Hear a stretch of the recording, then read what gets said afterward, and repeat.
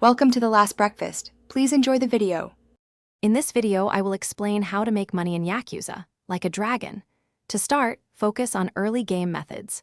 Search under vending machines for shiny objects. You might find platinum plates worth 200,000 yen. Also, try street shogi minigames. Winning earns points you can exchange for items like silver beetles, which sell for a good price. Don't forget to fight every enemy you encounter on the streets, as even small amounts of yen add up quickly. As you progress, new opportunities for earning money open up. Take on part-time hero quests, particularly the SOS missions, which can reward you with tens of thousands of yen for defeating specific enemy groups.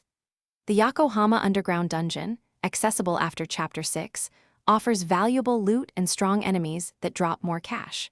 Remember to sell any unused gear or found items at the Benton Pawn Shop, which unlocks after completing Substory 4.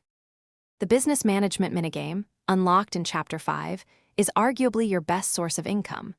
By investing in properties, hiring staff, and excelling in shareholder meetings, you can quickly climb the company ranks.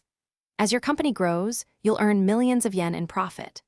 Reaching the top rank allows you to receive a personal salary of up to 3 million yen for each successful shareholder meeting, making you incredibly wealthy. For the ultimate late-game money-making, head to the Sotenbori Battle Arena. Clearing its floors provides substantial yen and rare upgrade materials. To maximize your earnings, equip all 7 party members with the Nouveau Rich Crown accessory, which doubles money received from battles. Then, repeatedly tackle the final Millennium Tower. Its bosses drop millions of yen, allowing you to amass a fortune for weapon upgrades and other expenses. Thanks for watching. If this was helpful, leave a like and consider subscribing. See you next time.